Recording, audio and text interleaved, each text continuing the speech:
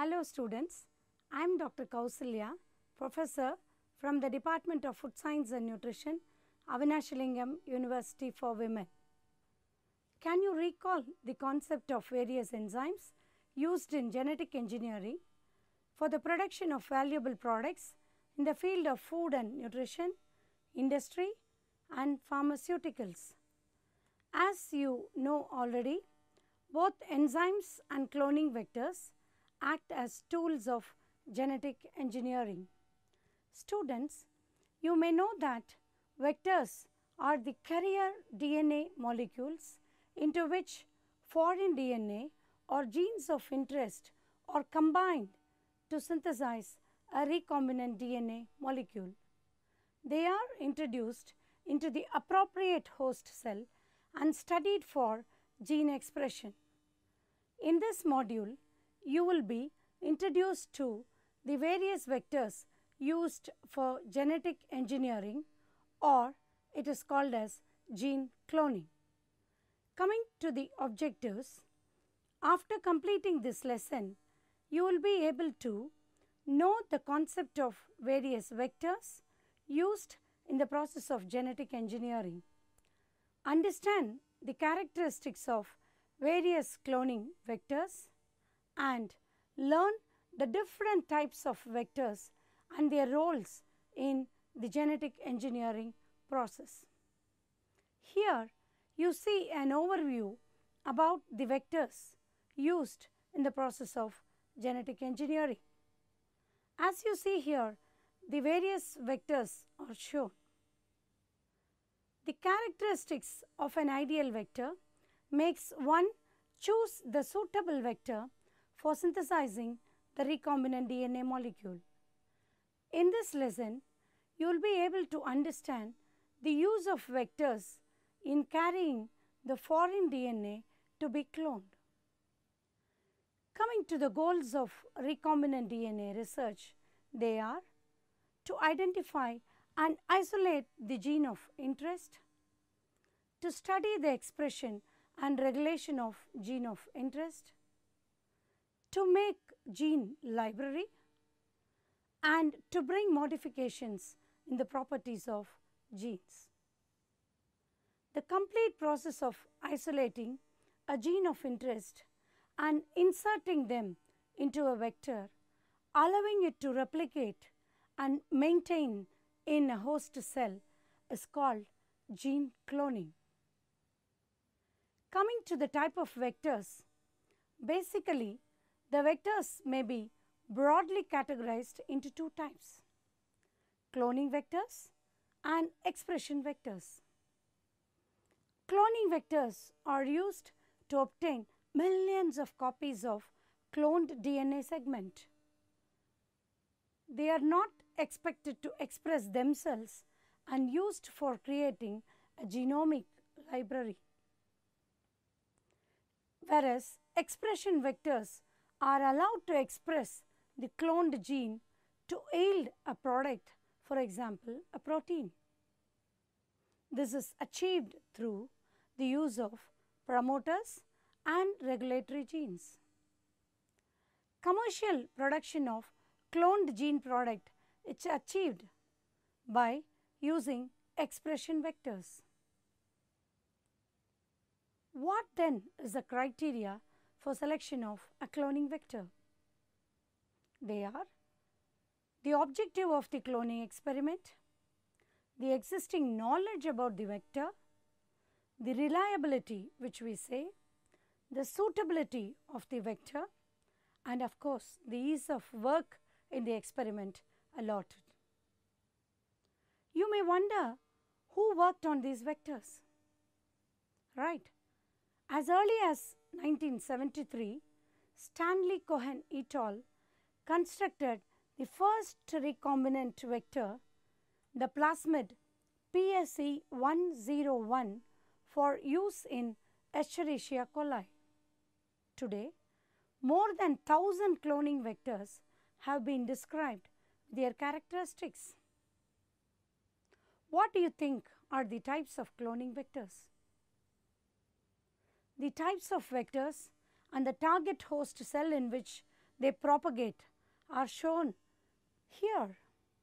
As you see here, for plasmid as a vector, bacteria and streptomyces are the target host cells. For bacteriophage, bacteria is the host cell. For cosmid, which is a hybrid derived vector, bacteria is the host cell. For viruses, namely SV40, retroviruses and vaccinia viruses, animal cells are used as host cells. For yeast cloning vectors, you use yeast cell as the host cell. And of course, the Ti and the R-made plasmids, transformation is done in higher plants which are used as the host cells.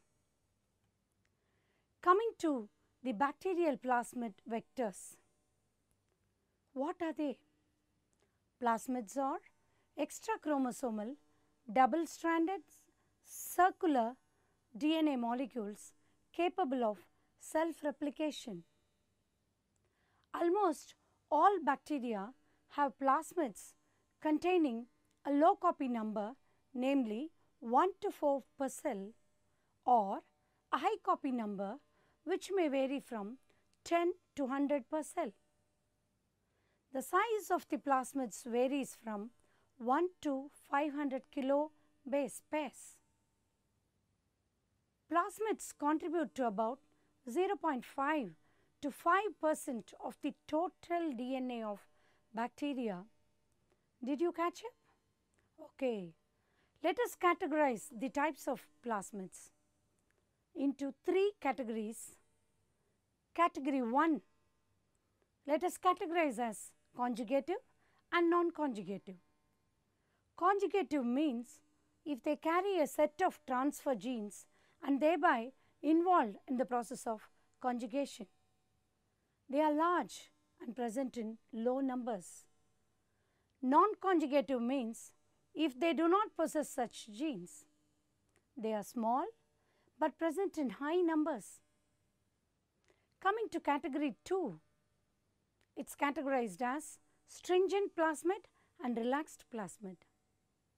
Stringent plasmid means when present in limited number like 1 to 2 per cell.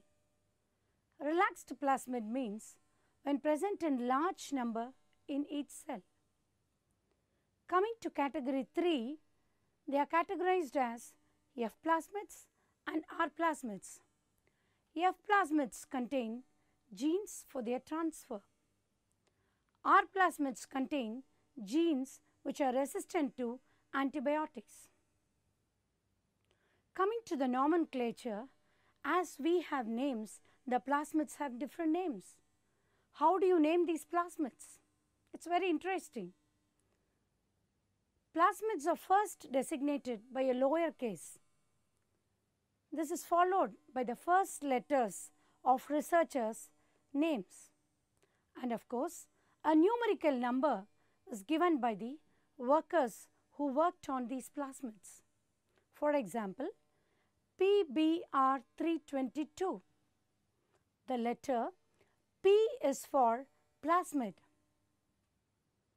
This plasmid was discovered by Bolivar and Roderick.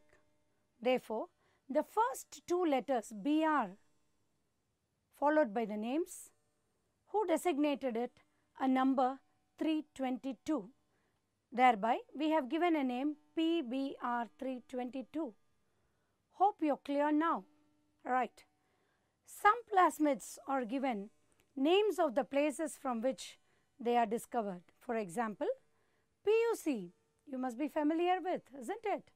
It is a plasmid from the University of California. U and C stands for University of California. Okay. Pbr 322, it is a common plasmid vector. Pbr 322, isolated from E. coli, is most popular in the process of genetic engineering. It is constructed from the plasmids of E. coli, Pbr 318 and Pbr 320. Let us see the physical map of plasmid Pbr 322. What do you think from this map? The characteristics of Pbr 322 are: Pbr 322 are smaller, circular DNA molecules. It contains an origin of replication, that is ORI, that ensures replication in host cell. It possesses genes resistant to antibiotics, for example, tetracycline and ampicillin.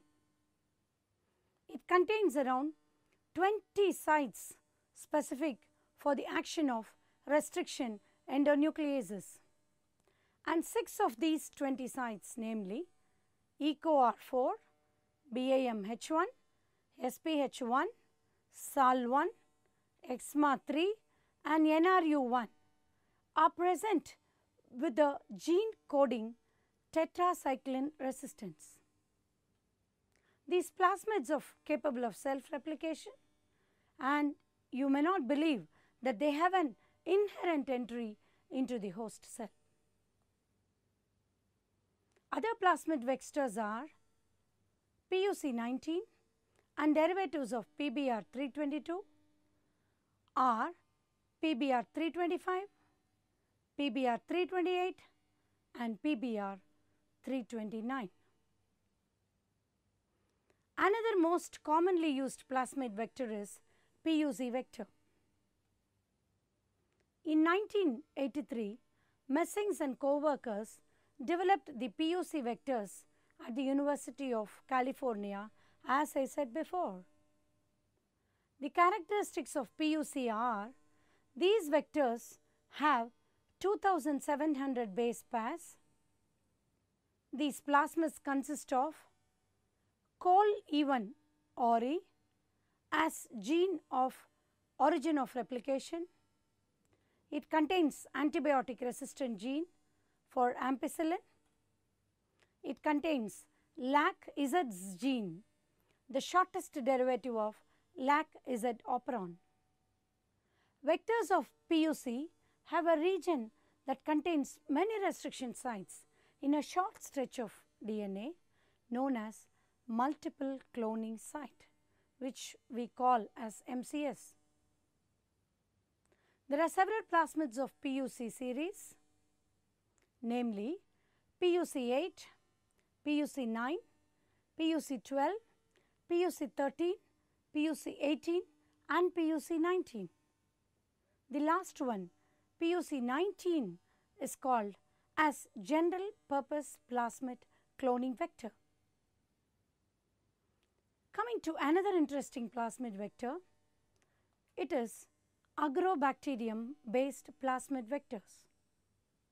You have heard about this with reference to plants. Several plants have received attention as a means for DNA cloning and expression of foreign DNA in plant cells. These are called tumor inducing plasmids, that is TI plasmids. They are double stranded, circular, present in Agrobacterium tumefaciens. There are of course two types of Agrobacterium based plasmids. One is TI plasmid and the another is RI plasmid. What is TI plasmid? Agrobacterium is a gram-negative soil bacterium which infects over 3000 dicots and cause crown gall disease at the collar region. Agrobacterium tumefaciens contain large plasmids which induces tumor, and therefore it is called TI plasmid. Shall we see the characteristics? The size ranges between 180 to 250 kb. It contains tDNA region of about 23 to 25 kilobase, which is transferred into plant cells. The left side of tDNA is known as TLtDNA and the right side is known as TRtDNA. Let us see the mechanism of tDNA transfer in brief. The lipopolysaccharide secreted by the bacterial cell wall helps the plasmids to get attached with the bacterial cell wall. From the wounded cell wall, a phenolic compound is secreted which induces the Vir genes of Ti plasmids. Vir genes encode an enzyme which nick the double-stranded tDNA at 2 points and produces single-stranded tDNA molecules. This is of course carried into the plant cell. Thus, the tDNA is integrated with the plant DNA. Coming to Ri plasmid. Agrobacterium rhizogenes cause formation of adventitious roots.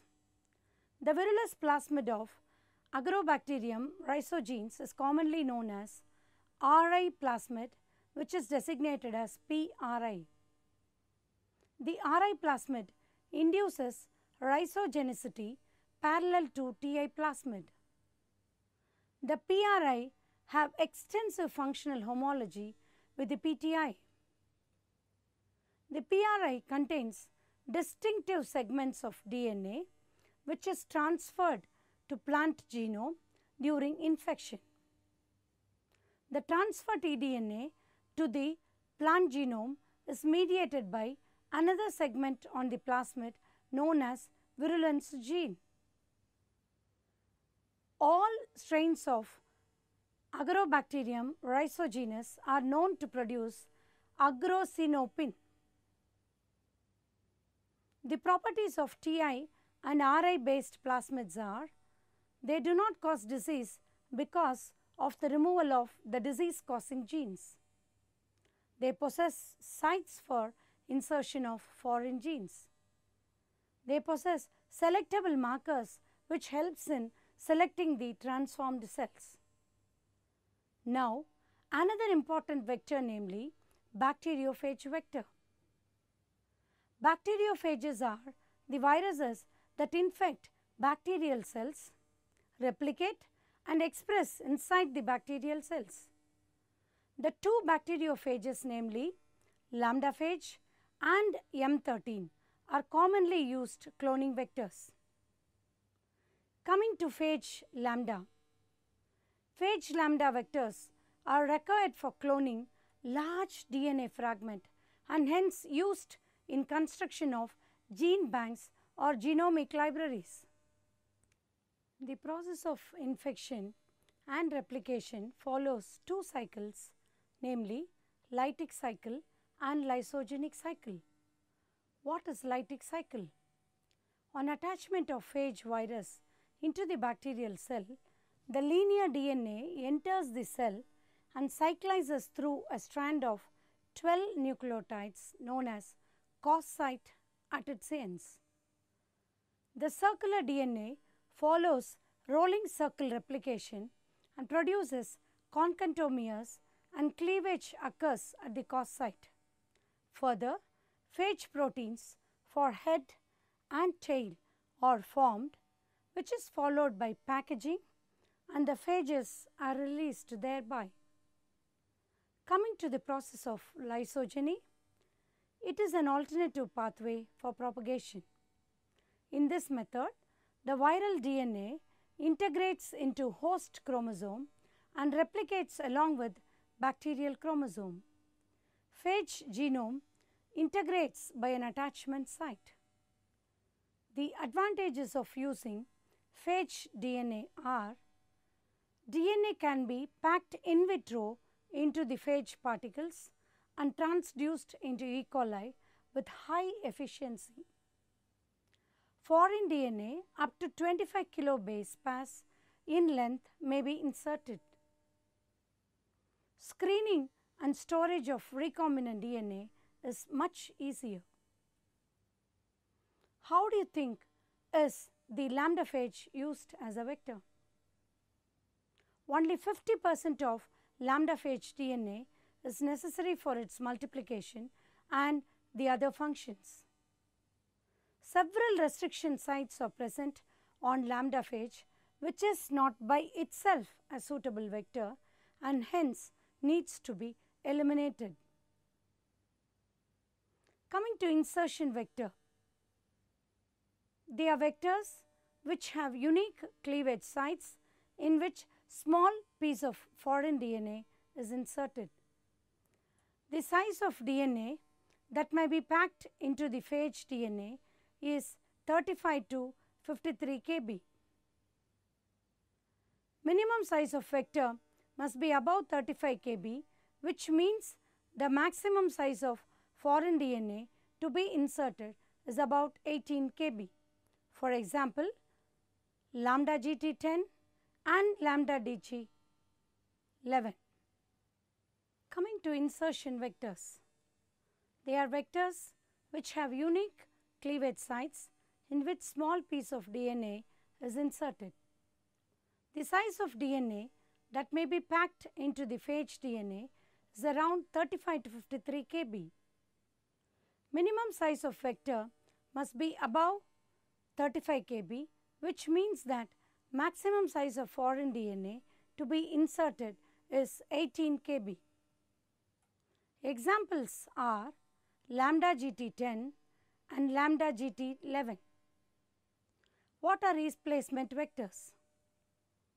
These vectors have a pair of restriction sites to remove the non-essential DNA that will be replaced by a foreign DNA. These vectors can accommodate up to 24 kb and propagate them. Examples are EMBL3, EMBL40, Keron40, 34 and 35. Here you can see the action of insertion and replacement vectors.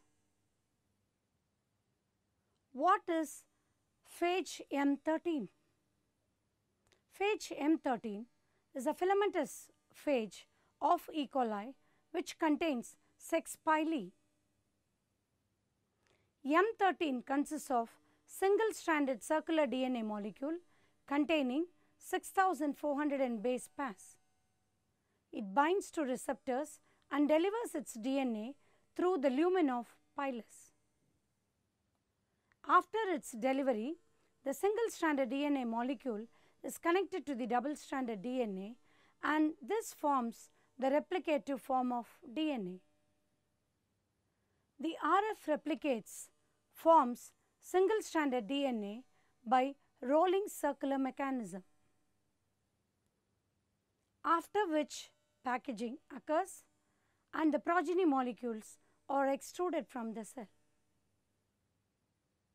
Would you like to know the advantages? Yes. They are double-stranded replicative form of DNA which may be isolated and used as plasmid. Single-stranded M13 DNA may be used as a template for sequencing DNA. Coming to an interesting vector, namely Cosmids. Cosmids are hybrid vectors derived from plasmids which contain cos site of bacteriophage. If you say as an equation, cosmid is equal to cos site plus plasmid. Cosmids were developed by scientists Collins and Horn in 1978. What do you think are the characteristics of cosmids? Cosmids lack genes encoding viral proteins. Therefore, neither viral particles are formed nor cell lysis occurs. Cosmids possess origin of replication. Cosmids possess a marker gene coding for antibiotic resistance. It also possesses a special cleavage site for the insertion of foreign DNA, and of course, it is smaller in size. The foreign DNA of about 40 kb may be inserted into cosmids. The procedure of DNA cloning by using Plasmid vector is shown here. On transfection of E. coli by bacteriophage, the recombinant DNA cyclizes through cos sites and then replicates as a plasmid and show resistance to specific antibiotics. Coming to another interesting category, namely Plasmid vectors. Plasmid vector is produced by combining plasmid and lambda phage without cause site. Plasmid is inserted into bacteriophage genome by means of site-specific recombination mechanism of the phage. The process is called lifting the plasmid. An example of the plasmid vector is lambda ZAP. Apart from these vectors, there are vectors called artificial chromosome vectors. Have you heard about these? Let us see one such. Human artificial chromosome vector. In short, it is called Hse Vector. This was developed by Willard in 1997. Human artificial chromosome is a synthetically produced vector DNA possessing the characteristics of human chromosome. Hse may be considered as a self-replicating microchromosome with a size ranging from 1/10 to 1/5 of a human chromosome. The advantage with Hse is that it can carry human genes that are too long. Further, Hse can carry genes to be introduced into cells in gene therapy. Coming to yet another artificial chromosome, namely yeast artificial chromosome. In short, they are called YACs. Olsen introduced yeast artificial chromosome in the year 1987. It is a synthetic DNA that can accept large fragments of foreign DNA, particularly human DNA. It is thus possible to clone large DNA pieces by using YAC. They are the most sophisticated yeast vectors and represent the largest capacity vectors available. Coming to the next one, bacterial artificial chromosome. In short, it is called BACs. The construction of BACs is based on F plasmid, which is larger than the other plasmids used as cloning vectors.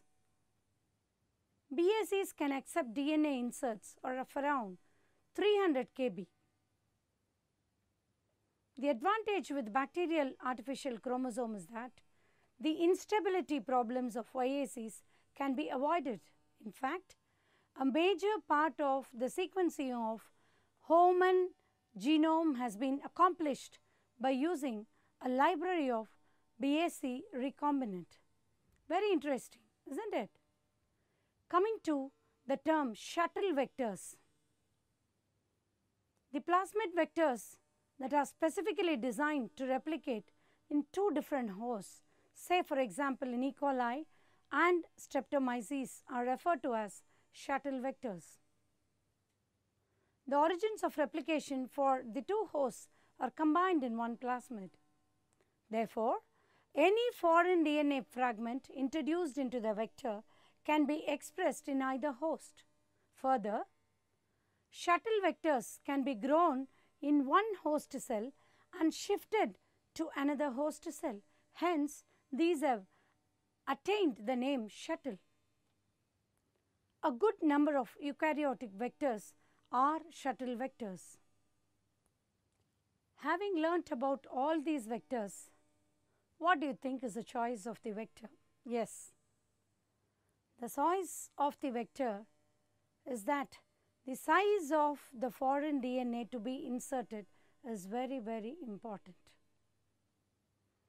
As you see here, the lambda phage uses E. coli as the host cell and the foreign DNA insert is 5 to 25 kb size, whereas the lambda cosmid, which uses E. coli as the host, uses 35 to 45 kb foreign DNA insert, whereas plasmid artificial chromosome, which uses E. coli as the host cell, uses a large size of the DNA insert, namely 100 to 300 kb. And of course, as you see here, the BAC and YAC which uses large fragments of DNA like 200 to 2000 kb as an insert. Now, shall we see an overview of all the vectors used in genetic engineering, namely plasmids, bacteriophage, cosmids, phasmids, and other vectors including shuttle vectors.